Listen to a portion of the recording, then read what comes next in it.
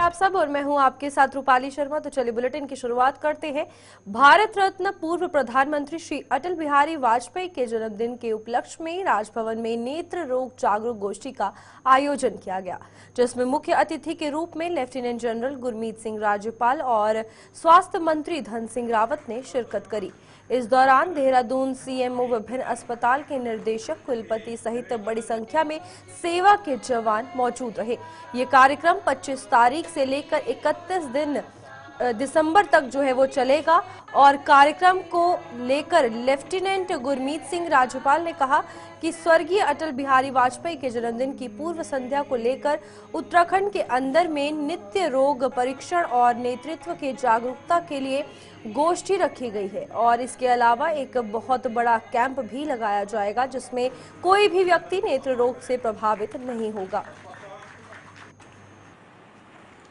बहुत सौभाग्य का दिन है कि भारत रत्न स्वर्गीय श्री अटल बिहारी वाजपेयी जी का जन्मदिन की पूर्व संध्या है और इस दिन हमने उत्तराखंड के अंदर में नेत्र रोग प्रशिक्षण और नेत्र रोग के जागरूकता के लिए एक गोष्ठी रखी है और इसके अलावा एक बहुत बड़ा कैंप लगा रहे हैं, जिसके अंदर में हमारे दिल्ली से आर्मी हेडक्वार्टर, रिसर्च और रेफरल हॉस्पिटल और एमएच देहरादून और इसके अलावा हमारे 17 हॉस्पिटल्स के अंदर में कैटरेक्ट के ऑपरेशन किए जाएंगे।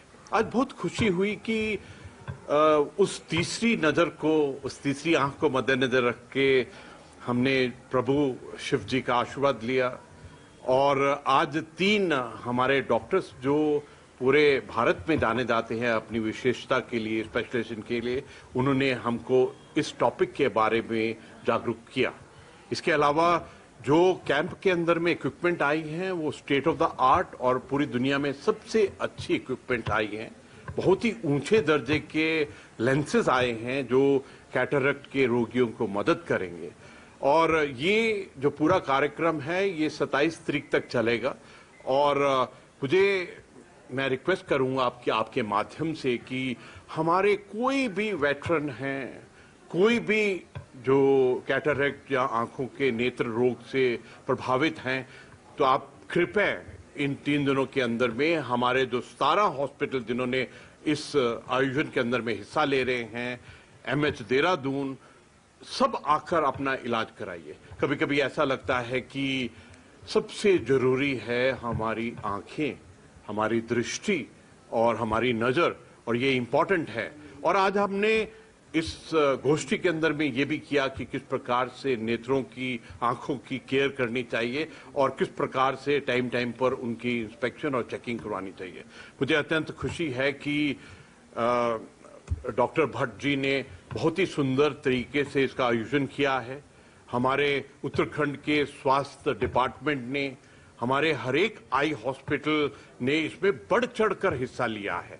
मैं रिक्वेस्ट करूंगा कि let's every one of us enjoy कि हम नेत्र रोग की किस प्रकार से हेल्थ और केयर करें, इसकी जागरूकता के अंदर में आप हिस्सा लीजिए। और मैं इस मौके पर इसका फायदा उठाकर I would like to wish everybody, आज के दिन मैरी क्रिसमस भी है और आने वाले नव वर्ष की भी शुभकामनाएं देना। राजधानी देहरादून में नवनियुक्त नगर आयुक्त नमामि बंसल ने पत्रकारों से चार्ज संभालने के बाद वार्ता की है, जिसमें उन्होंने पत्रकारों से फीडबैक लिया और इसके साथ ही नगर निगम को सर्वेक्षण में नंबर 1 स्थान लाने के लिए सहयोग की अपेक्षा की। नगर आयुक्त नमामि बंसल ने पत्रकारों से वार्ता करते हुए कहा कि जिस तरह से फीडबैक उनको मिला है, चाहे वह साफ सफाई से संबंधित हो या स्ट्रीट लाइट से संबंधित हो या फिर नगर निगम से जुड़े हुए कई मुद्दों से संबंधित हो, सभी पर पत्रकारों ने नगर आयुक्त को सुझाव दिए। नगर आयुक्त ने पत्रकारों के द्वारा दिए गए उन पर अमल किया जाएगा, ये भी उनके द्वारा कहा और ये कहा गया कि जो समस्याएं हैं उनको दूर भी जल्द किया जाएगा। इसके साथ ही नगर आयुक्त ने आम जनमानस से भी अपील की है कि राजधानी देहरादून के नगर निगम को सर्वेक्षण में नंबर 1 लाने पर जनभागिता भी जरूरी है और उसके लिए प्रत्येक जनमानस को आगे आना होगा।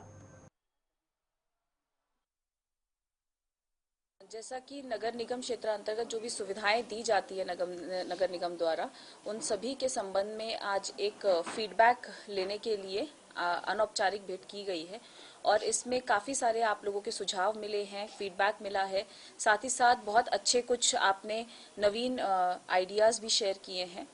तो इन सब पे क्रियान्वयन के लिए प्रयास किया जाएगा कि किस प्रकार से इनको एग्जिस्टिंग जो हमारा सेटअप है उसमें इनकॉर्पोरेट करते हुए इसमें सुविधाओं को और बेहतर बनाया जा सकता है और जो समस्याएं आ रही हैं उनके समाधान की ओर बढ़ सकते हैं। अभी आने वाले सर्वेक्षण को ध्यान में रखते हुए भी और वैसे भी दून में एक व्यापक स्वच्छता अभियान चलाने की योजना है और उसकी डिटेल्स भविष्य में आपके साथ शेयर की जाएंगी। पूरे नगर निगम क्षेत्र अंतर्गत पहले से ही 100 GVPs आइडेंटिफाई किए गए थे, जिसमें कि ऐसे पॉइंट्स आइडेंटिफाई किए गए हैं जहां पर कि कूड़ा करकट सार्वजनिक स्थानों पर डाले जाने की एक टेंडेंसी पाई जाती है।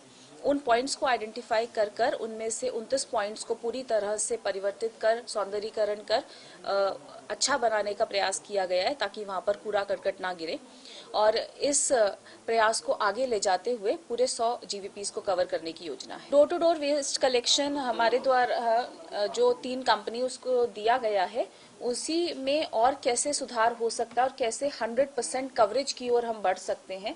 जो डेली कूड़ा कलेक्शन के संबंध में विभिन्न तरह की शिकायतें प्राप्त होती हैं उनका निस्तारण किस प्रकार से हो सकता है उसी की ओर प्रयास किया जा रहा है और विभिन्न जो इस क्षेत्र में काम कर रही हैं अच्छी कंपनीज उनके साथ में एक विचार विमर्श भी करने का प्रयास किया गया है। जो हमारे रैन बसेरे चल रहे हैं 4 वर्तमान में उन सभी में व्यवस्थाएं और बेहतर की जा सकें इसके प्रयास किए जा रहे हैं और बढ़ती सर्दी को ध्यान में रखते हुए लगभग 40 स्थानों पर अलाव जलाने की ऑलरेडी व्यवस्था की जा रही है और आगामी दिनों में जैसे अगर ठंड बढ़ती है तो इनको और इनकी संख्या बढ़ाने पर भी विचार किया जा रहा है। इन अलाव के साथ साथ जो भी रेगुलर मॉनिटरिंग रहती है सर्विसेज को लेकर उस पर भी ध्यान दिया जा रहा है। जिला प्रशासन देहरादून ने निकाय चुनाव को निष्पक्ष और पारदर्शिता से संपन्न कराने के लिए तैयारियां शुरू कर दी हैं। इसके तहत जिला निर्वाचन अधिकारी एवं जिला अधिकारी देहरादून सवीन बंसल की अध्यक्षता में श्री पटना सभागार में बैठक का आयोजन किया गया था। बैठक में उन्होंने नगर निकाय चुनाव को निष्पक्ष एवं पारदर्शिता के साथ संपन्न कराने के लिए तैनात नोडल एवं सह नोडल अधिकारियों के साथ बैठक कर जरूरी दिशा निर्देश दिए हैं। जिला निर्वाचन अधिकारी ने अधिकारियों को निर्देशित किया है कि पारदर्शिता के साथ सुरक्षित चुनाव कराना सभी का दायित्व है। इसके लिए अधिकारी आपसी समन्वय के साथ आयोग की गाइडलाइन का पालन करते हुए अपने दायित्वों का निर्वहन करें। देखिए, हमारा इलेक्शन शेड्यूल अनाउंस हो चुका है और model code is also in force. So nominations हमारी इमीडिएट फर्स्ट एक्सरसाइज है। सो एक जनरल सेंसिटाइजेशन और सभी जो हमारे डिपार्टमेंटल ऑफिसर्स हैं जो इलेक्शन में कार्यरत रहेंगे उनके अन्य डिपार्टमेंटल ऑफिसर सबॉर्डिनेट्स चाहे वो AROs हैं या अन्य व्यवस्थाओं के नोडल्स हैं उनको जो इंटेंसिव एक ट्रेनिंग है वो प्रारंभ कर दी गई है और सभी से ये अनुरोध भी किया गया है कि समय सारणी के अनुसार और जो हमारे आयोग के दिशा निर्देश हैं उसके अनुरूप कार्य करें।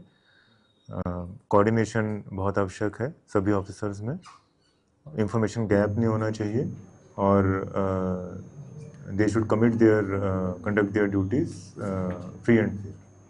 निकाय चुनाव की तारीखों का ऐलान होने के बाद भाजपा ने अपनी तैयारी तेज कर दी है। भाजपा मुख्यालय में कुमाऊं मंडल के पर्यवेक्षकों की बैठक हुई। बैठक में निकाय चुनाव को लेकर प्रत्याशियों पर मंथन किया गया।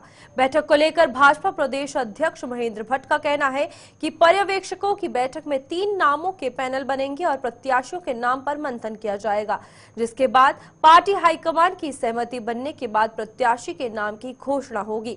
कुमाऊं मंडल के पर्यवेक्षकों की बैठक में प्रदेश अध्यक्ष महेंद्र भट्ट, संगठन महामंत्री अजय कुमार ने फीडबैक लिया। पर्यवेक्षकों ने प्रत्येक निकाय से 3 नामों का पैनल लाया है और कल घड़वाल मंडल के पर्यवेक्षकों के साथ बैठक होगी। हमारी आज और कल चुनाव के संदर्भ में जो पर्यवेक्षक है तो उनकी हमारी बैठक है। उस बैठक के बाद हमारे 3 नाम के पैनल बनेंगे फिर हमारी कोर टोली बैठकर प्रत्याशी की घोषणा करेगी। नगर निगम के लिए पैनल केंद्र को जाएगा, केंद्र से सहमति के बाद वहां से प्रत्याशी घोषणा होगी और चुनाव प्रबंधन की दिशा हमने प्रत्येक पंचायत में, नगर निगम में, पालिका में चुनाव संचालन समिति का हमने गठन कर दिया है। प्रत्याशी घोषित होने के बाद 2 दायित्व उसमें और एडिशनल जुड़ जाएंगे जो प्रत्याशी की सहमति से होंगे। और मैं कह सकता हूँ हमने तैयारी की, चुनाव की दृष्टि से लगभग 2 माह से हमारी तैयारी है। बहुत जल्दी प्रत्याशी घोषणा होने के बाद विधिवत रूप से चुनाव प्रचार का अभियान प्रारंभ। उत्तराखंड नगर निकाय चुनाव में प्रत्याशियों की लिस्ट को लेकर देहरादून में कांग्रेस हाईकमान की बैठक हुई है। उत्तराखंड में नगर निकाय चुनाव की तारीख की घोषित जो है वो होती ही राजनीति जो है वो पार्टियों में हलचल देखने को मिल रही है और यहाँ पर जैसे ही घोषणा हुई है जितने भी तमाम सियासी दल हैं उनके बीच में हलचल देखने को मिली है। एक तरफ जहां नेता टिकट को लेकर दावेदारी करते हुए दिख रहे हैं तो वहीं कांग्रेस हाईकमान ने भी प्रत्याशी चुनने के लिए माथापच्ची शुरू कर दी है। प्रत्याशियों की फाइनल लिस्ट को लेकर कांग्रेस प्रदेश मुख्यालय देहरादून में हाई लेवल की बैठक हुई। बैठक में तय हुआ कि 28 दिसंबर तक कांग्रेस सभी उम्मीदवारों की सूची जारी कर देगी और बैठक में कांग्रेस प्रदेश अध्यक्ष करण महाराज, सह प्रभारी सुरेंद्र शर्मा, पूर्व मुख्यमंत्री हरीश रावत, नेता प्रतिपक्ष यशपाल आर्य, पूर्व कांग्रेस प्रदेश अध्यक्ष प्रीतम सिंह, पूर्व प्रदेश अध्यक्ष गणेश गोदियाल और पूर्व कैबिनेट मंत्री हरक सिंह रावत भी शामिल हुए। इस बैठक में पूरी मजबूती के साथ निकाय चुनाव को लड़ने की रणनीति तैयार की गई। बंद दरवाजे में हुई बैठक में निकाय चुनाव के लिए टिकट के फॉर्मूले और आम सहमति से चुनाव लड़ने को लेकर बड़े नेताओं ने आपस में चर्चा की। देखिए, नगर निगम, नगर पालिकाएं, नगर परिषदों के चुनाव संपन्न होने जा रहे हैं। अधिसूचना जारी हो चुकी है। उम्मीदवारों का चयन होना है। जो हमारे प्रभारी पर्यवेक्षक जनपदवार जिन्हें दायित्व दिया गया है उनकी रिपोर्ट आना बाकी है। आज और कल तक रिपोर्ट संभवतः आ जाएंगी। उसके बाद जो हमारी समन्वय समिति है उसमें चर्चा होगी और जल्द ही हम 27 से पहले एक सूची जारी करेंगे और मानना है कि 28 तक हमारी सूची, सभी उम्मीदवारों की सूची हम लोग जारी कर देंगे। प्रदेश कांग्रेस समिति जारी करेगी। इसी में गहन मंथन हो रहा है। हल्द्वानी में नगर निगम की सामान्य सीट होने के बाद अब भाजपा में ही नहीं कांग्रेस में भी जमकर सियासी घमासान चल रहा है। कांग्रेस के स्वराज आश्रम में निकाय चुनाव प्रभारी गोविंद सिंह कुंजवाल के समक्ष मेयर के दावेदारों और पार्षद के दावेदारों से रायशुमारी का दौर शुरू हुआ है, जिसमें कांग्रेस के मेयर के दावेदार अपने अपने समर्थकों के साथ जमकर नारेबाजी करते हुए नजर आए। हल्द्वानी में जहां विधायक सुमित हृदयेश ने कहा कि पार्टी जिस किसी व्यक्ति को टिकट देगी, पूरे कार्यकर्ता और वे स्वयं दिलोजान से उस व्यक्ति को चुनाव लड़ाकर हल्द्वानी नगर निगम का मेयर बनाएंगे। वहीं कांग्रेस से प्रबल दावेदार पूर्व दर्जा राज्य मंत्री व राज्य आंदोलनकारी ललित जोशी ने कहा कि उनके लंबे समय का संघर्ष आज पूरा होता दिख रहा है। उनका कहना है कि वह पूरी तरह आश्वस्त है कि टिकट उन्हीं को मिलेगा। वहीं रायशुमारी के लिए आए चुनाव प्रभारी गोविंद सिंह कुंजवाल ने कहा कि सभी कार्यकर्ताओं की राय पर पार्टी के निष्ठावान कार्यकर्ता को मेयर का टिकट दिया जाएगा। देखिए, भारतीय जनता पार्टी इतनी परेशान है, उसकी सरकार भी परेशान है कि वो बार बार आरक्षण को बदल रही है, आरक्षण को बार बार बदल रही है और अब अंतिम आरक्षण कल आया है। उसके आधार पर हम आज सूची तैयार कर रहे हैं। ये पीसीसी को नाम चले जाएंगे और मैं समझता हूँ कल परसों में जो है प्रत्याशी घोषणा हो जाएगी। परसों तक पार्टी कितनी मजबूती और एकजुटता से चुनाव को लड़ने जा रही है? चुनाव को हम बिल्कुल जीतेंगे और नगर निगम के चुनाव को किसी भी हालत में कांग्रेस जीतने जा रही है। इसको कोई हरा नहीं सकता। कार्यकर्ताओं की मांग है कि जो पुराने और जमीनी कार्यकर्ता है उन लोगों को बिल्कुल, जो जमीनी कार्यकर्ता है, निष्ठावान कार्यकर्ता है, ईमानदार है, जमीन में काम करता है, लोगों के काम करता है, जनता की सेवा करता है, ऐसे कार्यकर्ता का चयन होगा। कांग्रेस में कभी भी उत्साह की कमी नहीं रही है और हम लोगों ने कभी भी उत्साह में कमी नहीं छोड़ी, कार्यों में कमी नहीं छोड़ी। सामाजिक कार्य हो, लोगों की मदद हो, हमारे कार्यकर्ता दिन प्रतिदिन हर जगह उपस्थित रहे। ये आज, क्योंकि आज दावेदारी है, आज दावेदारी के अलावा कांग्रेस को एक चयन प्रक्रिया की जो हमने शुरुआत करी है और जिस तरीके से सीट में बदलाव हुआ है, मैं भाजपा के लोगों से भी कहना चाहता हूं कि एक इतने सीनियर व्यक्ति के साथ, एक ऐसे पुराने व्यक्ति के साथ जो आपकी पार्टी का अभिन्न अंग रहा है, उसके साथ जो भेदभाव हुआ है, आज मेरी सद्भावना उस व्यक्ति के साथ है। आज कहीं ना कहीं दिल से मेरे को बुरा लगा है कि ऐसे व्यक्ति के साथ ऐसा खेल हुआ। सब खुली किताब है। कहाँ मैं छात्र संघ की राजनीति से छात्र संघ का अध्यक्ष और सचिव, उसके बाद मैंने उत्तराखंड आंदोलन से लेकर करके कांग्रेस का दामन मैंने हमेशा थामे रखा। मैं फिर कहता हूँ बहुत झंझावात ऊपर नीचे आते रहते हैं, बट मैं उन सब चीज़ों को भूल गया हूँ।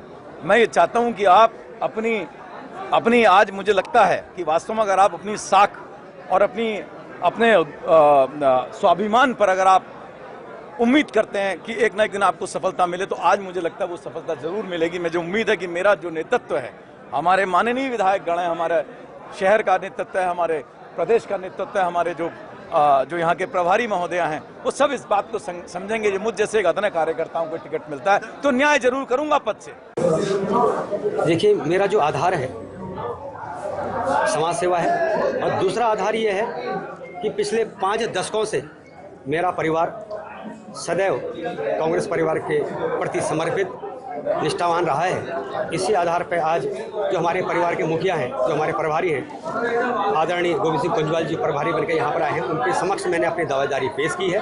देखिए, लगातार लगभग 1991 से पार्टी के लिए हम लोगों ने सक्रियता से भूमिका निभाई और किसी भी चुनाव में अपनी पुरजोर हमने भागीदारी की है। और इस बार जिस तरीके से पार्टी के अंदर सक्रियता और सारे लोग हमारे जितने समर्थक हैं, उन्होंने जब इस बात को कहा कि लड़ना चाहिए, तो मुझे लगा कि एक भागीदारी हमें करनी है। और बाकी पार्टी जो भी निर्णय लेगी, हम पार्टी के निर्णय के साथ हैं। और आज हमें लगता है कि हम लोगों ने बीच में बहुत ऐसी मेहनत की है, कांग्रेस की नीतियों की तरफ लोगों का झुकाव आया है। हम पुरजोर तरीके से संगठन को साथ लेके, सारे लोगों को साथ लेके इस चुनाव को जीत सकते हैं। भारतीय वैश्य महासंघ द्वारा काशीपुर में प्रेस वार्ता का आयोजन किया गया। इस दौरान भारतीय वैश्य महासंघ काशीपुर के समस्त पदाधिकारी एवं कार्यकर्ताओं ने एकजुट होकर शक्ति प्रकाश अग्रवाल को भाजपा से दावेदार बनाए जाने की बात कही। उन्होंने कहा कि यदि शक्ति प्रकाश अग्रवाल को भाजपा से प्रत्याशी बनाया जाता है तो काशीपुर के विकास को एक नई दिशा मिलेगी और काशीपुर की तमाम समस्याओं का निवारण होगा। भारतीय वैश्य महासंघ की ओर से काशीपुर में मैनर में एक बैठक करी गई, जिसमें कि भाजपा के शीर्ष नेतृत्व और माननीय मुख्यमंत्री श्री पुष्कर सिंह धामी जी से यह मांग करी गई है कि काशीपुर में मेयर पद हेतु वैश्य समाज से शक्ति प्रकाश अग्रवाल जी को टिकट देकर, ताकि वह भारी मतों से विजय हो और काशीपुर को स्वच्छ और सुंदर बना सकें और अपनी सेवाएं यहाँ पे दे सकें। भी और उनके दादाजी पूर्व में काशीपुर के चेयरमैन रह चुके हैं। उनके समय में उन्होंने काशीपुर में अपना काफ़ी योगदान दिया है। उनके पिताजी श्री मूल प्रकाश अग्रवाल जी भी काशीपुर में समाज सेवी रहे हैं, जो कि हर वर्ग को अपना सहयोग हमेशा देते आए हैं। उसी क्रम में शक्ति प्रकाश अग्रवाल जी भी काशीपुर के हर कार्यक्रम में, हर संस्थाओं को हर उसमें एक्टिव रहते हैं और अपना योगदान देते हैं। चाहे वो काशीपुर स्टेडियम हो, काशीपुर में कोई भी संस्था का कोई कार्यक्रम हो, काशीपुर में किसी की मदद करनी हो, वह हर उसमें आगे रहते हैं और आगे भी अच्छी नीयत से वो काशीपुर को काम करेंगे और आगे बढ़ाएंगे। वैश्य समाज हमेशा से भाजपा के साथ रहा है और आगे भी रहेगा। हमारी मांग है भाजपा से कि पहली बार काशीपुर से भाजपा की वैश्य संघ की ओर से एक डिमांड आई है कि हमारे उसको को दें, तो उम्मीद करते हैं कि भाजपा इसे सुनेगी और आगे अवश्य करेगी। अगर नहीं भी देती है तो भाजपा के साथ ही हम लोग हैं, तय हैं और रहेंगे। राजनीतिक इतिहास उनका हो या ना हो, उनका सामाजिक इतिहास बहुत पुराना है, लेकिन चूंकि परंपरा रहती है और खास तौर से हमारे वैश्य परिवारों की परंपरा रहती है कि नेकी कर और दरिया में डाल, एक हाथ से दान दे तो दूसरे हाथ को उसका पता न लगे। उसी सिद्धांतों पे शक्ति जी ने जो भी सामाजिक कार्य किए हैं, कभी उसका प्रोपेगेंडा नहीं किया, कभी इसको सोशल मीडिया पे नहीं डाला, कभी उसका प्रचार प्रसार नहीं किया। लेकिन इसका मतलब ये नहीं है कि उन्होंने कभी कोई कार्य नहीं किया। उन्होंने कई एनजीओ उनके नाम के चल रहे हैं, कई लोगों को उन्होंने खुले हाथ से दान दिया है। खास तौर से जो गरीब बच्चे और असहाय बच्चे हैं, उनके विकास के लिए वो बहुत कार्य करते रहे हैं। दूसरी बात यह है कि शक्ति अग्रवाल जी किस आधार पर टिकट की मांग कर रहे हैं, तो एक नारा है युवा सोच नया जोश। ये नारा हमारा नहीं है, ये कहीं ना कहीं भारतीय जनता पार्टी का ही नारा है। आप देखिए पिछले कई सालों में, पिछले गत वर्षों में भारतीय जनता पार्टी की कई राज्यों में सरकारें बनी जहां पे उन्होंने नए नेतृत्व को उभारा। पुराने नेतृत्व को दरकिनार करते हुए ये ऐसे कहते हैं कि नए नेतृत्व पर भरोसा जताते हुए युवा नेतृत्व को वो आगे लेकर के आए। अब आप काशीपुर के अगर परिप्रेक्ष्य में देखें तो पिछले 20 सालों से वही गिने चुने नेतृत्व हैं जो काशीपुर में कभी कोई इलेक्शन लड़ लेता है, कभी कोई इलेक्शन लड़ लेता है, कभी कोई जीत जाता है, कभी कोई आ जाता है। कहीं ना कहीं काशीपुर का विकास जिस गति से होना चाहिए था वो नहीं हुआ। वो एक युवा ही कर सकता है, क्योंकि युवा में एक नया जोश होता है, कार्य करने की शक्ति होती है, और जितनी नई नई टेक्नोलॉजी होती है, मैं ये कतई नहीं कह रहा कि हमारे बुजुर्ग लोगों उस टेक्नोलॉजी को नहीं जान पाते या नहीं कर पाते, लेकिन कहीं पे भी जो एक युवा व्यक्ति कर सकता है वो एक बुजुर्ग व्यक्ति नहीं कर सकता। जिला मुख्यालय रुद्रप्रयाग के नए बस अड्डे पर पुनाड़ गदेरे के ऊपर सिंचाई विभाग की ओर से 1 करोड़ 5 लाख की लागत से बनाई जा रही वाहन पार्किंग की छत ढलने के दौरान धराशायी हो गई है। छत डालने का कार्य कर रहे 2 मजदूर भी घायल हो गए हैं, जिन्हें शीघ्र ही उपचार के लिए जिला चिकित्सालय में भर्ती किया गया। लगभग 50 कार वाहनों के लिए पार्किंग बनाई जा रही थी और इसकी छत ढलने का कार्य किया जा रहा था, और यहां पर लेकिन स्टीयरिंग कार्य में लापरवाही के कारण पार्किंग जो है वो धराशायी हो गई। मौके पर पहुंचे उप जिलाधिकारी आशीष घिलीडियाल ने बताया कि सिंचाई विभाग की ओर से पार्किंग का निर्माण करवाया जा रहा था। घटना में 2 व्यक्ति जो है वो घायल हुए हैं। उन्होंने कहा कि ये जांच की जाएगी कि किन कारणों से ये घटना घटी है। सिंचाई विभाग के द्वारा एक पार्किंग का यहाँ पर 30 गाड़ियों की पार्किंग का एक निर्माण किया जा रहा था। और जो हमारे संज्ञान में है कि अभी मैं मौके पर ही हूँ, यहाँ पर जो लिंटर पड़ रहा था उसमें आपका एक पोर्शन उसका जो है ढह गया है। तो उसमें 2 व्यक्ति आपका सामान्य रूप से घायल हैं और उनको अभी हमने आपका जो है जिला अस्पताल में भी एडमिट करवा दिया है। और इस कारणों को जो जांच है आपका उसकी जांच की जाएगी कि किन कारणों से आपका जो एक पोर्शन जो टूटा है इसका वो किन कारणों से टूटा है। उसके लिए एक आपका एक बाकायदा जिला स्तर पर एक कमेटी स्थापित करके। विधानसभा जसपुर कोतवाली क्षेत्र अंतर्गत वन विभाग और पुलिस की संयुक्त टीम की अवैध कच्ची शराब के खिलाफ बड़ी कार्रवाई की गई है। वन विभाग और पुलिस की संयुक्त टीम ने भवानीपुर जंगल में अवैध कच्ची शराब की 2 भट्टियों को नष्ट किया और शराब बनाने के उपकरण बरामद किए। टीम ने लगभग 3000 लीटर लहन नष्ट किया और लगभग 250 लीटर अवैध कच्ची शराब की बरामद भी की है।